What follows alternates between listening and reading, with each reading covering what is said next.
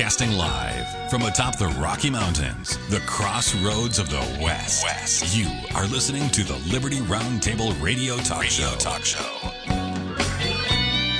All right, back with you live, ladies and gentlemen. This is the broadcast for April the 11th in the year of our Lord, 2025, hour 2 of 2, promoting God, family, country, protecting life, liberty, and property. Dr. Scott Bradley, freedomsrisingsun.com is with me. Check out his incredible weekly webinars and more. And you can sign up for those at freedomsrisingsun.com. Weekly Q&A webinars every Thursday night, ladies and gentlemen. 7 p.m. Dr. Scott Bradley, freedomsrisingsun.com. Sign up and you can attend those incredible Q&As. Did they talk about the Attorney General Pam Bondi last night? Turns out that Kash Patel headed up the FBI and headed up the BATF by default because nobody else was there to fulfill it. They've yanked him off, put somebody else there that used to be with the Army or whatever else. But now Attorney General Pam Bondi, in my opinion, is a very, very, I don't know what you want to call it. You got to be very, very careful. She's a wolf in sheep's clothing kind of a person, all right? And let me explain why and how and what I mean. On one hand, she acts like she totally supports your Second Amendment rights. On the other hand, she's the one with Donald Trump that really promoted this, hey, we're going to take the guns first, due process second. No, wrong answer, both of you. That's criminal, and it needs to stop. But here's the latest from Pam Bondi, Doctor. Attorney General Pam Bondi launches, quote, Second Amendment Task Force to strengthen gun owners' rights. Resist the mainstream. Gloriel Howard has the piece. Now, here's the details. Attorney General Pam Bondi has announced a new, quote, initiative to safeguard the Second Amendment rights of American citizens. On Tuesday, she put together a task force in the Justice Department aimed at protecting the rights of gun owners. Now, we don't need one of those, but if we're not very careful, it's going to be put in place by her with maybe even good intentions. That's debatable. But you just watch a clown new task force under that in the Justice Department. Just imagine if that was ran by Kamala Harris or Joe Biden or Barack Hussein or any of these people. I mean, this is going to backfire spectacularly, Doctor. Well, we got this thing called the Second Amendment. It just canonized, if you will, an individual God-given right that predates the Constitution, the Bill of Rights, parliaments, kings, or anything. The right to keep and bear arms is a God-given right. And the amendment specifically says the right of the people to keep and bear arms shall not be infringed.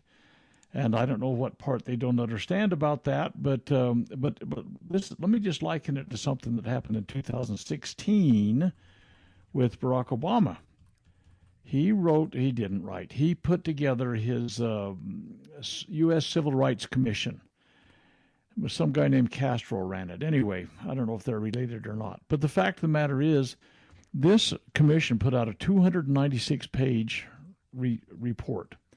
And the bottom line of those 296 pages is that, you know, the idea of civil rights basically overshadows God-given rights.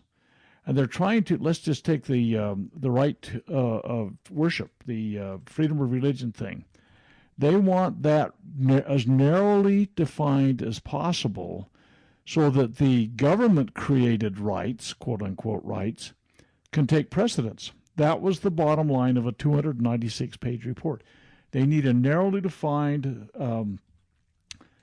arena that religious liberty can work in so that they ultimately and finally can supersede that with identity politics, religions way down the list in terms of color and gender and all those kinds of things.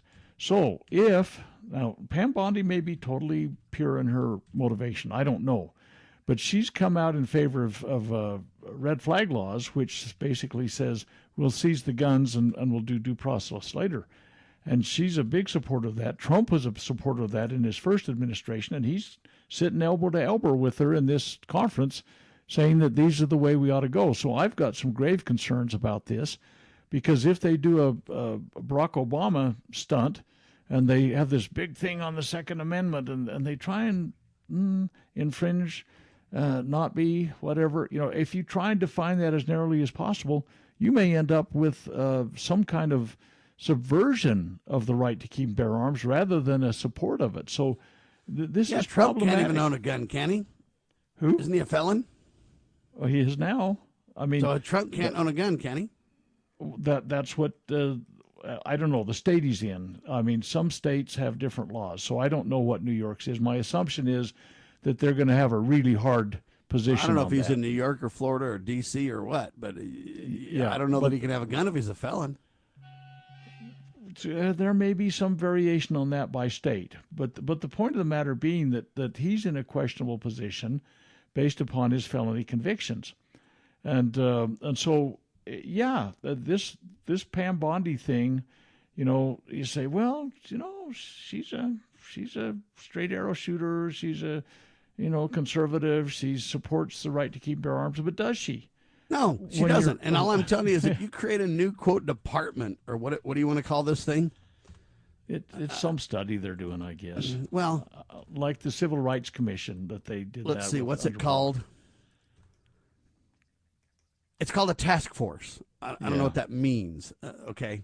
In other words, is it just a something that starts then goes away, or does it be? But I'm just telling you right now, if you have to start having a Justice Department task forces on the Second Amendment, how long will it be until it's the turret's pointed at good, honest gun owners? How long will it be until the Justice Department turns whatever good intentions that may or may not be into a witch hunt against gun owners? I'm just telling you, that's the history, right? It could very well be, and we've got historical examples that we can point to, like that. Is there any example where you could put an organization like this in place and it would really defend our rights consistently? I don't think so. There may be someone, but I'm not really aware of it. All right. Well, let me ask you the next question then, because this is critical.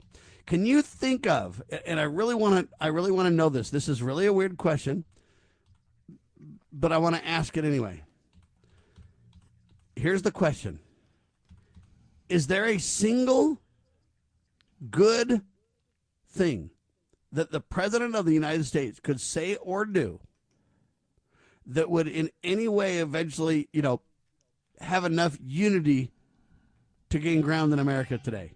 I know you're not going to get everybody to be aboard, but is there a single thing that you could say that would be so obvious that the majority of the American people go along with? Can you think of a single thing, Doctor?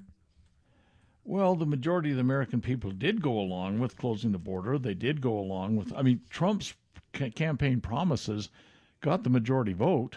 So, you could say that. But the principled basis of, the whole thing, the Constitution is, as we said earlier in the first hour, the contract with America. And it's hard for people to say, oh, yeah, we're going to limit and bound the government to that. And I use as an example sometimes, 20 years ago-ish, I was asked to put together a group of principles that ought to be taught in civics classes in the state of Utah, and the legislature was going to act upon it. They went through their whole 45-day session and could never agree on one of them. The one that seemed most apparent was that this is not a democracy, it's a republic. And they could not even agree on that in the legislature. So you have a point where getting people to really understand the basis of our liberty is we're pretty skinny right now. It's pretty thin. It really is. And I don't know if the majority of the people are for the border or not. I don't know if they really voted for Donald Trump or if they just voted against Harris. Well, that may be true too. But the outcome of the election was that the principles that he was espousing were the ones that won. Okay. So I don't know. I know what you're saying, but let's ask this question. How many people have been deported since they've had authority to do so? I don't know if you want to. Maybe 100,000. Do you want to use January 3rd when Congress started, or do you want to use January 20th when the president started? Oh, I don't care. There weren't any before January 20th, were there? I don't think so, but there should have been. But here's the problem. If you've got 30 million illegals in the country right now, and you do 100,000 a year, you're deporting, do the math. It's going to take 10 years to do 1 million times, bring that out. You're going to be 30 years. Yeah, we're not even close. Reproduction. No, so what I'm saying is even though Trump ran on that, and even though the American people might support that, I don't really see it happening.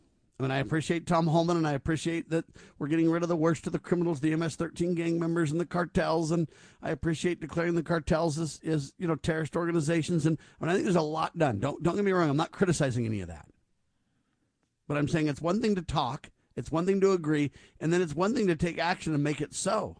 And if Joe Biden's going to bring in 30 million illegals, for instance, whether it be Joe and Barack and whoever, whatever, and we're not going to get rid of them very fast, they're going to change the whole electorate in 2030 based on the census. You're going to have all kinds of blue states and all kinds of pockets of illegals changing the game and giving them house seats at the expense of other states and stuff. It's a ticking time bomb. Go ahead and skip the break. What do you think of this, Doctor? I say it's a ticking time bomb, but if we're not very careful, we're going to be beat up by it. Bypass the mainstream narrative with Liberty News Radio at libertynewsradio.com. Doctor? No problem. We got a lot of photo ops and Kodak moments, or whatever you want to call them, where they're hauling people off to the slammer in El Salvador. But you're right. There's we're up against a huge numbers game. And let's just take 30 million illegals. And I don't know what number it is, but I suspect even if you got a million gone a year, it'd take you 30 years. It would. And the reproduction rate is such that they're going to be able to outpace you in how they grow with even if you do a million a month, it'll take you till past the next congressional election cycle. Yeah, it's a big problem, and it needs to be something that's accelerated. Now, a lot of people are saying, "Oh, yeah, we're going to get these really bad guys," but everybody that came across illegally is a criminal. If you stop and think about it, okay? Yeah, and some more than others. I agree with all that, but I mean, at what point do you say out of those 30 million people, how many bad guys are there? I don't know, 5 million. I don't know. I mean, I don't. No one knows. That's the problem. But let's just say that it's 5 million. Let's say that it's 10% of 30 million, so 3 million. All right, are you going to get rid of those 3 million before the 2030 census? No. Because if you don't, then they're going to basically be on the voter rolls. I mean, Arizona tried to take them off the voter rolls, and the general government sued them, right? Well, that was a Biden effort. Okay, that was a Biden effort. That's right. But now what's going to change, or what's going to happen? These people are already on these. Forget the voter rolls now. What about the census rolls? Has anybody been challenging whether we can put illegals on the census rolls or not? Yeah, the census thing is how you allocate your voting. Your congressional district. Right. So are we going to count illegals in that? Well, that's been the intent of the Biden people, but is Trump doing anything to stop that? Not to my knowledge. No one's speaking out about it except for me and a couple of other people. Yeah, I hope there's stuff going on. AMAC, the senior organization that's like the AARP, but a conservative group, the AMAC is what it's called, they are basically saying this is a ticking time bomb. Oh, unless you either create a law quickly that says we're not going to let illegals be in the census, and or you get rid of the illegals so they can't be in the census. I'm telling you right now, they're going to redistrict the whole thing, grant seats to certain places that don't deserve them, deny seats to other places that do deserve them, and so on and so on and so on. 30 million people. That's a huge number that can absolutely change the whole electorate reality, right? Am I crazy on this thing? No, you forced me, Sam, to say something about this. Actually, say something that Jefferson said about it. If you're okay there with that, sure. Here's what Jefferson said. He says, and this gets to the point at the end of this little statement, that that they're going to outvote us. They're going to take our legislative processes away. Here's what he said. Every species of government has its specific principles. Ours, perhaps, are more peculiar than those of any other in the universe. To these, nothing can be more opposed than the maxims of absolute monarchies. Now, replace that with socialism, because that's what everybody has nowadays, including us. So replace that. Instead of coming from a kingdom, they're coming from a socialistic government. Okay, nothing can be more opposed than the maxims of absolute monarchies. Yet from such we are to expect the greater number of immigrants. They will bring with them the principles of the government they leave, imbibed in their early youth, or if able to throw them off, it will be in exchange for an unbounded licentiousness, passing as is usual from one extreme to another. It will be a miracle were they to stop precisely at the point of temperate liberty. These principles with their language they will transmit to their children. In proportion to their numbers, they will share with us the legislation. They will infuse into it their spirit, warp and bias its directions, and render it a heterogeneous, incoherent, distracted mass. End quote. Okay, so what we have is the state of affairs in America today. They're sharing with us the legislation. OAC was elected numerous times, not numerous, but a couple of times anyway, for her constituency back home. Okay, she is a social democrat. Well, so is Bernie Sanders. They both have membership in that. And so that socialism is the antithesis of American liberty. So right now, even today, we have this situation where we have lost, the wheels have fallen off in many instances, where principles have been set aside, and they're sharing with us the legislation, and they're infusing into it their spirit, warping and biasing its directions, and rendering it a heterogeneous, incoherent, distracted mass. And that is where we are today, and that's what's happening as the vote goes into the wrong hands, and we'll lose our country by the vote. So all of our discussions about, hey, reining in the vote fraud, the machines, and all that matters, folks. Don't misunderstand me. I'm not saying that doesn't matter, but what I'm telling you is when you back into this thing, hey, we're not even close. If we've deported 100,000 people in 4 months or 3 months, whatever it be, I mean, you're talking about 400,000 people in a year. 10 years, you've only got 4 million people. Yeah, it's not scratching the surface. Okay. I mean, it 50 needs to be years ramped up. later, you don't even have the job done, right? Yeah. I mean, if you talk about, the rate they're going, if it takes us 30 years, I mean, I would pick a number, 5 years, 10 years, 20 years. The reproduction rates and their interpretation of the 14th Amendment saying anybody born here is a citizen, we've lost already, And by the way, there's an attempt to get that birthright citizenship thing and all of that overturned. That was never the original intent of the 14th Amendment. Senator Jacob Howard spoke specifically about that as they were debating that particular amendment, and it was said, no, it ain't gonna include foreigners in citizenship, birthright citizenship kind of things, So, but it's going to take some real effort, because it just is not going to be a no-brainer. I appreciate that we're talking about it. I appreciate that's what the people want. I agree with that, but I don't see it reality. So I'm going back to this deep state criminal creed that I created. What you going to do about it? Well, they've got to take some action, and there's got to be some reshaping of political philosophy. And by the way, though, I find most Americans don't really care. I'm sorry to say it. Utah is probably among the most dense of populations. That's our home state. That's what we're dealing with. But they just are unplugged from what things really are. They are. That's for sure. All right, RFK Jr. Headline says Backs Measles Shots with an asterisk. He says people should get the measles vaccines, but the government should not be mandating those. Then a few minutes later, he said, hey, we don't really know how bad these shots are. There's safety concerns about the shots. We don't know the risk about these because they're not safety tested. But he kind of said, hey, people should be getting the measles shots. Doctor, do you want to respond to this one? Well, what did he really say? It just does not. Can't know. No, you can't. It really doesn't compute, to me anyway, what this is, what he's really trying to say. This is why what they need to do is they need to get Sam Bushman as the media czar. I appreciate a lot of what's being done. I appreciate the lady Caroline Leavitt doing a good job in many ways and everything else. But somebody needs to put together a media reality check in a sense. For example, hey, where did Bobby say this? Mainstream press. Is it exactly as he said it? Don't know. Got to go hunt down the whole clip and the whole context, and it'll take me 5 hours to figure it all out, right?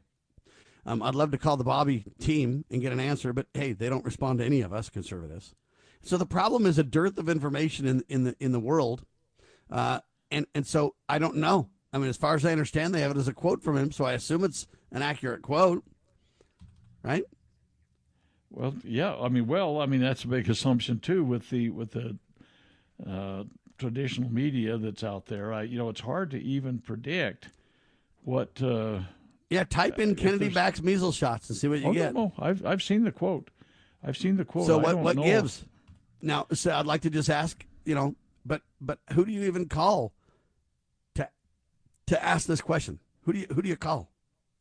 Like, how would I run this to ground? Oh, I don't know. Call the White House and say I'd like to talk to Bobby Kennedy. I don't know. All right, go ahead and do that, Liz. Dial or Jay and crew dial 202-225-3121.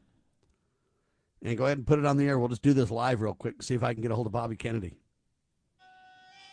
No. 202-225-3121. It's the White House switchboard. It's actually the Capitol switchboard, if you want to get technical. But identify yourself as someone from the press, Sam. So it doesn't sound like if I called, they'd go, who? They might do the same to you. No, they wouldn't. They'd say, oh, Dr. Scott Bradley, welcome, my friend.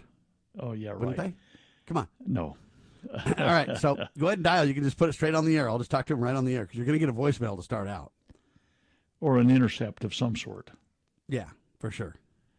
You've reached the United. Yeah, Bobby Kennedy's office.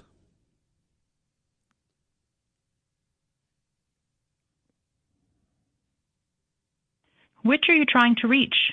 You can say senator or representative. Bobby Kennedy, switchboard, human. The human Health and Human Services, HHS.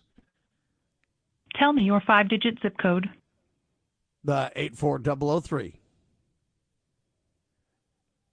There are 2 congressional districts for zip code 98443. Okay. Hang up on it. It doesn't have the right even zip code after I told it the zip code. It wants to get me a congressman or a senator. Won't do me any good. Can't get a hold of Bobby Kennedy that way. Won't work. Was it the White House you got, or was it the Capitol? That's the Capitol switchboard. No, you don't want that. You want the White House switchboard. So what's the White House switchboard phone number? I don't know. I'll see if I can find it. All right. People are going to look for that. The reason I do this on the air, folks, I know it sounds kind of boring and everything, but I just want you to understand how hard it is to get a hold of these guys. Okay? Now, you would think I'd be able to call my congressman and ask my congressman how I get a hold of Bobby Kennedy's office, right? Yeah, just a second. Can my congressman help me get there, you think, Doctor? I can't even get a hold of my congressman. How do I call Bobby Kennedy or his team and say, hey, you know what? Did you really say this? Are you really backing this vaccine? Okay, so here's the White House switchboard numbers, 202-456-1414. 202-456-1414. You want to try that, Jay? And I realize we'll go to the break. We'll just continue talking to him and turn down the break music and all that. But just stick with us. Do this. Let's see what we get here. Yeah, 202 news break. 456-1414.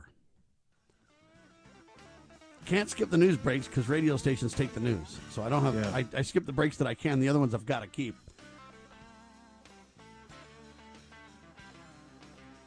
For quality and training purposes, this call may be monitored but will not be recorded. Secretary of HHS is who you're looking for. The White House. Yeah, can I talk to somebody at the HHS, the Secretary of the HSS Department? One moment. Hang tight. Liberty Roundtable Live.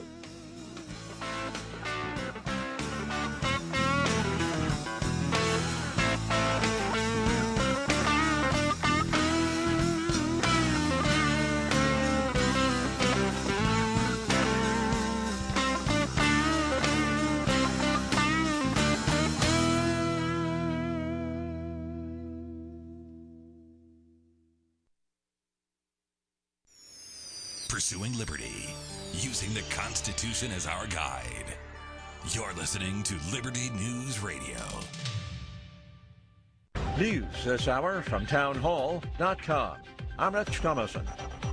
It is another dose of encouraging news for the U.S. economy as a second measure of inflation trends downward. The Labor Department has reported its producer price index, which tracks inflation before it hits consumers. It was down 0.4% from February. While the March producer prices are up 2.7% year over year, that figure is actually lower than February's mark of 3.2% and 0.6% lower than economists' projections of a jump. A day earlier, the report on the consumer price index rose, showing just a 2.4% rate of inflation last month compared to a year ago, 0.4% above the Fed's target rate of 2% and the smallest year-over-year gain since last September. George Williams, Washington. China fires another volley in the trade war with the U.S. Beijing says starting tomorrow it will boost its tariffs on American goods to 125%. President Trump's so-called Big Beautiful Bill takes a major step forward as House Republicans vote to advance work on that budget legislation. House Speaker Mike Johnson says the goal to cut taxes as well as excessive government spending. I want to compliment our president, President Trump, who is always engaged with us and available and accessible. He didn't have to call a single member to wrangle anybody on this thing. He allowed me the space to do what I need to do, and we got the votes together, and we reaffirmed our commitments. It's real. We want to find real savings. We have an obligation to do that. A family of 5 from Spain and the pilot are dead after their New York City sightseeing helicopter plunged into the Hudson River yesterday afternoon, went into the water just off Jersey City, New Jersey. Watching Wall Street this morning, stocks modestly higher. The Dow is up about 17 points. The Nasdaq ahead 51, and the S&P is trading 10 points higher. More on these stories at townhall.com. Financing a home, especially in today's market, is one of the biggest decisions you'll make for your family. Work with a mortgage company that puts you first. I do. Work with a lender founded on biblical principles like do unto others as you'd have them do unto you. I do. It's Mike Gallagher for the only mortgage company I've used for almost a decade now when financing or refinancing Fellowship Home Loans. I'm friends with the owners, Mike and Brian. I even have them on my show occasionally. I know the care their team puts into every single customer. I can personally tell you that it's a smooth, stress-free process, and that's due to Fellowship's level of service and expertise that puts you in the right loan for your family and your goals. There's a reason Fellowship Home Loans is flooded with 5-star reviews. Whether purchasing a home or a cash-out refi to consolidate some higher interest debt, you can trust Fellowship Home Loans. Start the process. Make the call. 800-510-MIKE, 800-510-MIKE, 800-510-6453. Fellowship Home Loans, mortgage lending by the book. Nationwide Mortgage Bankers, Equal Housing Lender, NMLS number 819382. Can a nation conceived in liberty carry its head high if it denies protection to the youngest and most vulnerable of its citizens? Can a country founded on God-given rights continue to thrive without understanding that life is a precious gift from our Creator? As a physician, I have looked into the eyes of 1-pound babies. I have cradled their small bodies in the palm of one hand. I defy those who are careless, who would disregard life and look at these tiny little miracles and say, we're not going to protect that. But I believe there will come a time when we are all judged on whether or not we took a stand in defense of all life from the moment of conception until our last natural breath. One thing I promise you, I will always take a stand for life. Introducing PrepStartsNow.com, your ultimate guide to readiness and peace of mind. We offer practical preparedness tools, training, and education to take your family's household readiness to the next level. Browse the prep shop for essential products, check out our planning guides, and stay informed with our prep blog. Visit PrepStartsNow.com and subscribe to our emails for exclusive offers, new products, and future events. Remember, preparedness begins with PrepStartsNow.com. Former Sheriff Richard Mack recounts in his book The Proper Role of Law Enforcement how he came to realize while working as a beat cop how wrong the all-too-common orientation of police officers is when they think of their job as being to write tickets and arrest people. Richard Mack tells of his personal transformation from by-the-number cop to Constitution-conscious defender of citizen safety and freedoms. Learn what it really means to serve and protect. Purchase your copy at cspoa.org. That's cspoa.org.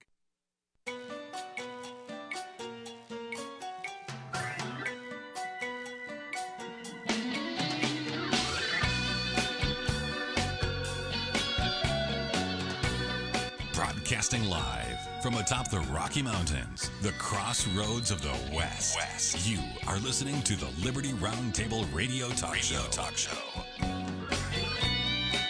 Office hours. Thank you. Have a great day. Record your message at the tone. When you are finished, hang up or press pound for more options. Hello, my name is Sam Bushman calling. I'm a nationally syndicated radio talk show host with a show called Liberty Roundtable, libertyroundtable.com. And I'm interested in finding out, we hear from the mainstream press, Bobby Kennedy is fine to go ahead and back some of the vaccines and stuff like that. And I want to know if that's really true. On one hand, he said that people should take the vaccines. On the other hand, he says, hey, we don't know if these, vaccines are safe and effective. We got to look into it more. But I'm specifically talking about the measles shots. The mainstream press is saying he's backing the measles shots. With an asterisk, he's saying people should get the measles vaccines, but the government shouldn't mandate it. Well, I agree the government shouldn't mandate it, but I'm trying to just run to ground the truth of that statement. The problem is, where the heck do you go to get truth? It's very difficult with the criminal press involved. So if somebody could please get back to me, that'd be fantastic. You can email me, libertyroundtable@gmail.com, or you can call me directly. I'd love to talk to RFK-JR and put him on the radio and discuss some of this stuff as well. Again, my name is Sam Bushman, Liberty Roundtable Live, 801-756-9133. That's 801-756-9133. Thank you so much and have a wonderful day. All right, that's going to be disconnected. Thank you, Jay, for that. And so just so everybody understands, on the 5-minute break, we called number after number after number. We got the White House, switchboard. The guy gave us a bogus number. I don't think he meant to, but he just didn't give us the right info. Turned out to be how to get, signed up with Obamacare. We looked around, found another number, got that, called that, got voicemail. We finally got the number that supposedly was the right one. And then, hey, all it did was give us a bunch of garbage and then a voicemail. So I repeat, you can't get a hold of any of these people anymore. They've insulated themselves 100% from the people. They're worse than King George now, Doctor. It's interesting to me that the House of Representatives, there's about 650,000 constituents in every, roughly. Now it's closer to 1 million, but you're correct. Okay, well, so it's a big number, and you aren't even on a radar blip. It's supposed to be one of 30,000, right? Yeah, you are not on a blip where there's even somebody, they don't give a hang. And when you look at senators, it's even worse than that, unless you're maybe in, let's for senators, it's close to 2 million in Utah, for example, if there's 4 million people and 2 senators, Yeah, there's 600,000 in Wyoming, people altogether. Anyway, you get the point that they're really pretty insulated from us. And when you get in a leadership role, like some kind of cabinet secretary or something like that, you look at the whole population of the United States. I mean, 330-something million could be potentially calling. 30 million illegals could probably get in there somehow, though. They'd probably have a special hotline or something. Well, you noted as we were calling that everything had a Spanish intercept on it. I mean, in fact, it even had a Spanish thing talking before I could even make any decisions of what I wanted to do. Well, and the kid that answered the phone initially was certainly bilingual, I would say. Anyway, we're a different. We really are insulated from the leadership, and I think that by multiplying ourselves through media, meaning say to your listeners, guys call. If you had 100,000 people calling them, asking them what the heck are they thinking about, let's just take Pam Bondi with her red flag law, support, and you had 100,000 people call in and say, drop this ball. Quit trying to carry this across the goal line. And 100,000 people would get their attention. And so I think you multiply yourself by the way you expose the message, and you get people have to kind of, bond together. No spectator sport anymore. By the way, Chris, Utah, you're on the radio. This is Bobby Kennedy getting back with you. Hi, Bobby. I just want to let Welcome. you know we care about our constituents. Yeah. You don't sound a bit like Bobby. Yeah, I did. You're not tricking me a bit. Oh, sorry. This is Bobby Kennedy. I'm getting back with you. I love every one of my constituents. I know them by first and last and middle name. And just want to let you know I was opposed to the MMR vaccine when I was campaigning. But that was then, and this is now. And now I support it. Members of Congress and some of my staff members have enlightened me on the beneficial nature of the MMR vaccine, even though a guy by the name of Chris Carlson, who used to be on your show, died as a result of taking an MMR vaccine. Don't pay any attention to those naysayers. They just hate government. Here's the interesting thing, because when you say that I'm for the measles vaccines, what it really means is you're for the MMR vaccines, because you can't get the measles vaccines all by itself anymore. So by the time you agree to the MMR, you agree to the 3 core vaccines. I mean, if you're going to go ahead and go for that, how do you have a problem with the next one? What about the diphtheria or the tetanus or the this or the that or the? Pretty soon he's going to be on board with half of them, Doctor. By the way, did you guys watch that Joe Rogan interview with Suzanne? What was her name? The gal that he did a 2.5-hour interview with her about vaccines. It was dynamite. It was hellish. It was damning. I mean, I can't think of her last name right now. I'm going to have to look that up. But I watched that the other day, and it was 2.5 hours of jam-packed, full of grave concerns about the vaccine world. I didn't see that. But I'm kind of saying, if you're going to go ahead with the MMR, I don't know how you're going to basically say that vaccine's good or okay. The rest of them are bad. And we've already kind of lost the debate, right? Yeah. The problem am is... I still on the air, Sam? Yes, you are. Am I still on the air? Do you work Suzanne with a Humphries. drug company, Sam? Yeah, so it's Suzanne Humphries is who you're talking about. It's a great interview. Company. So, Chris, I want to know what you say about this. Do you think Bobby's serious about vaccines? Are we going to have real accountability, and are we going to look into this, or is it going to be, it was all great on the campaign trail, but now it's like, hey, we're just going to cave? Hey, do you guys know what Potomac fever, and I'm answering the question, Potomac fever, once you get to Washington, everything changes. These politicians and bureaucrats, they become enlightened by the people they're surrounded with. And AIPAC is a huge, huge influencer to this degree. So, I never trusted Bobby Kennedy. He's pro-abortion, right? I mean, a man that's willing to have the most innocent among us murdered and not oppose it. I mean, that tells me all I need to know about his character. So I don't trust the man. I never have. He has said that he's opposed to it personally, but he doesn't want to limit a woman's right to choice, which is like, so okay, make me another excuse. Well, yeah, unless he's God, but he has no right to contradict himself like that. If you're opposed to it, then you have to support the innocent. I mean, they're either innocent and are not under the Fifth Amendment, which says that life, liberty, and property shall not be denied without due process of law, or you say, no, they're not under the jurisdiction of the Fifth Amendment. And I say they are, and they should be protected. They're the most innocent among us. I mean, he just contradicted himself by saying, I'm personally opposed to it. Yeah. Well, and it's the same discussion here where he says, hey, these vaccines haven't been tested. They haven't been safety tested, but you should take the MMR vaccine, in his opinion, and hey, the government shouldn't mandate it. Well, which is it? You're walking this political line or this whatever. It's very, very interesting. So it's like, I have my own opinions, but forget my opinions. Well, by the way, take the vaccine, but none of them have been safety tested. How do you square that with reality, Doctor? Really, I hate doublespeak. They're weasel words and everything else like that. My opinion is that people ought to be straightforward up front and not try and duck and dodge. And say what I guess you mean, that mean what maybe, you say, you mean? Yeah, well, yeah, that kind of, I think, speaks to maybe why I've never been elected. I mean, I tell people what I think, right. And I think what I, so. But you know what? I think some people really appreciate the opportunity to hear truth, and I think that over time, I'm hoping that will grow. I hope that number All right, will before the become break, more you have a prevalent. quick comment, Chris, then we'll let you fly. Oh, okay, Chris is done. All right, anyway, we appreciate that. Doctor, finish. Go ahead. I'm sorry.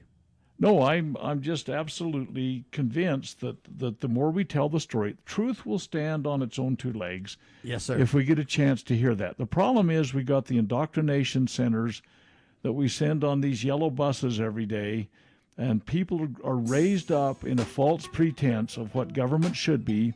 We destroy every premise of individual rights and liberty with our education system and our media system and our political system. But we have to continue to promote the concept of that are sound and good principles, and let's not give up. And I know you wouldn't. I mean, I know you well enough to know that I'm not arguing with you. We're on the same side. But the point of the matter is, John Quincy Adams used to sign all of his letters with this sign off: "The duty is ours, the results are God's." And that's where we are on this right now. By the way, John Quincy Adams was an ardent prohibitionist, if you will, in terms of, or abolitionist, in terms of slavery before they had the term.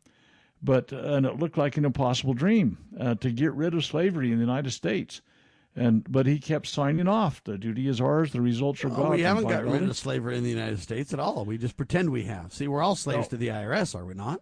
That is true, but this idea of chattel slavery, they just don't have to take care of my food or any of my medical care or anything else. They just have me as a slave. They've got the best of all worlds. They make me think I'm free, but I'm really a slave to them, and they don't have any of the costs of owning slaves is the problem. And that's what we're facing. You pay property tax too. Amen to that. All right, check out the Joe Rogan podcast. It's episode number 2294. So 2294.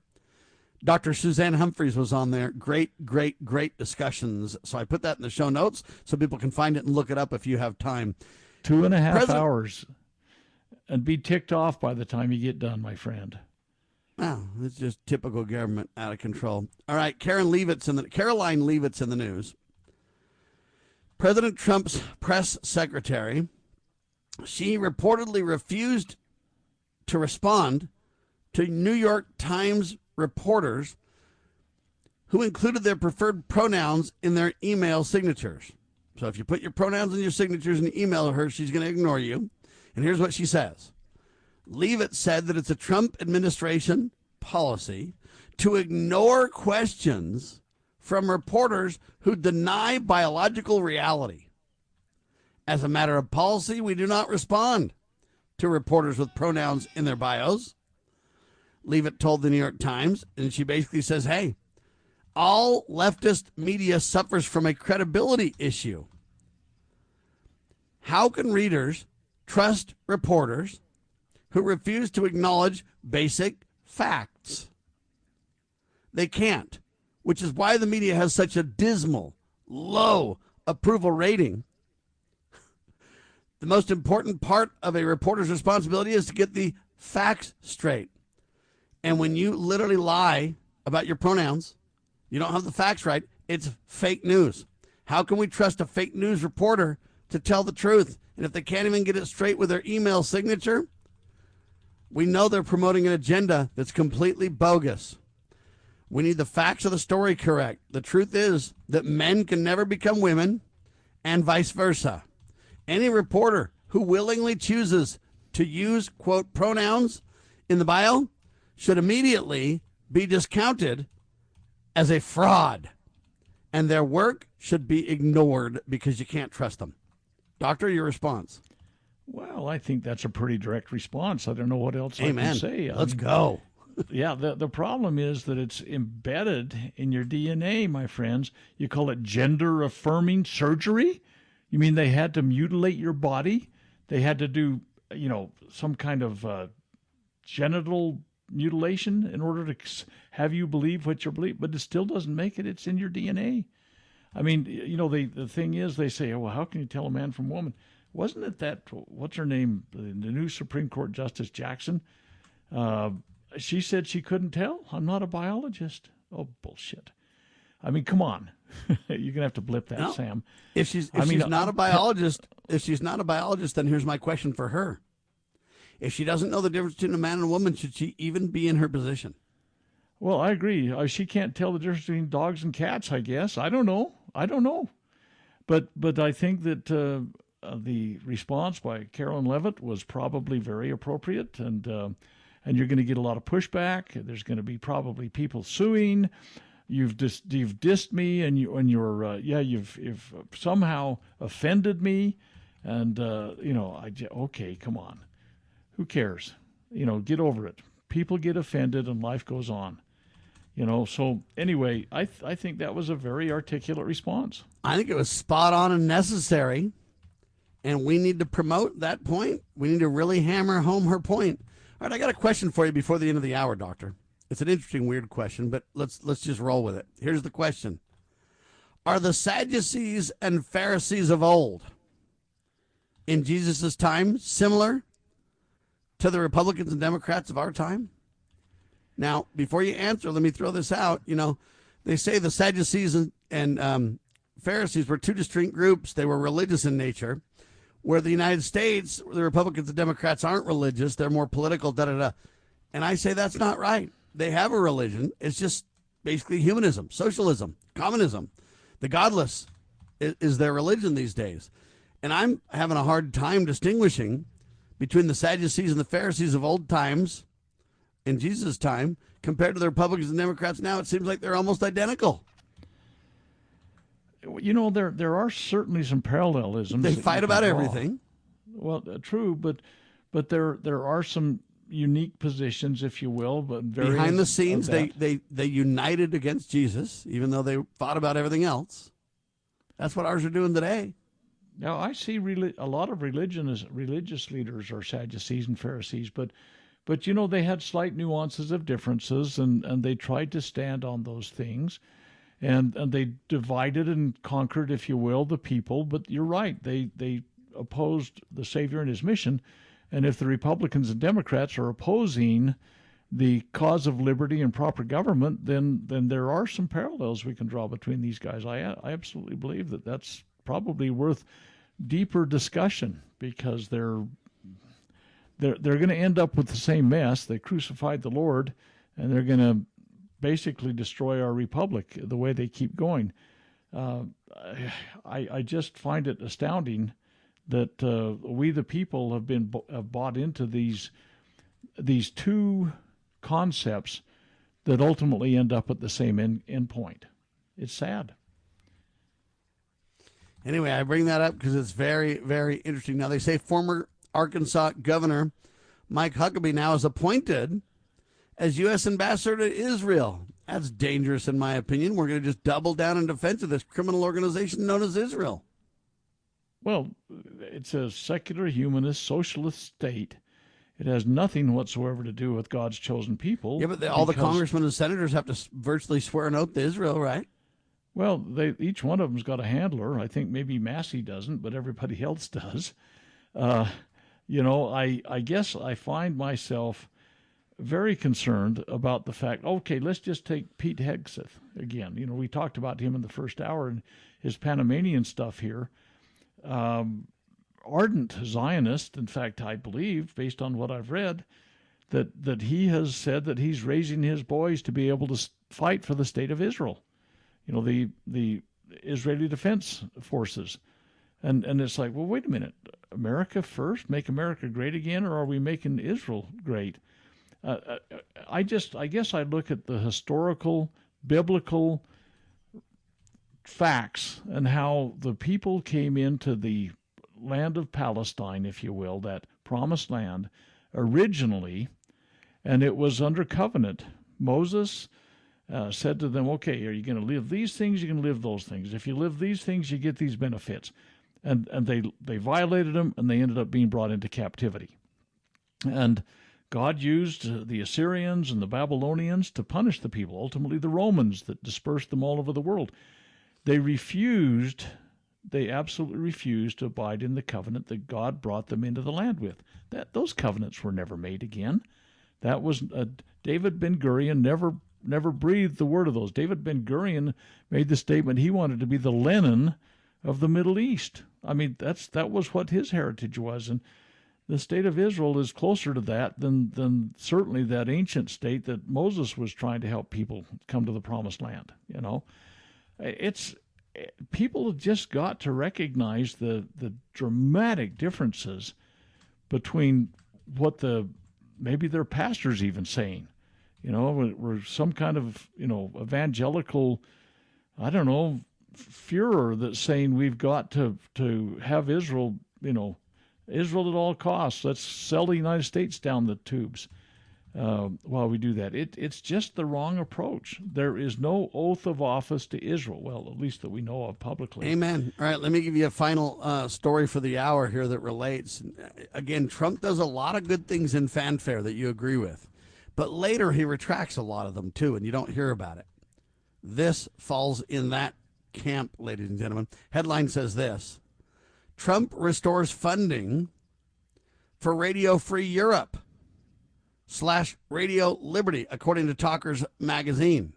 The executive order to shutter the Voice of America, which includes radio services like Radio Free Europe / Radio Liberty that were launched in 1950, listen, to counter Soviet propaganda in Europe. Anyway, he's restored funding for it.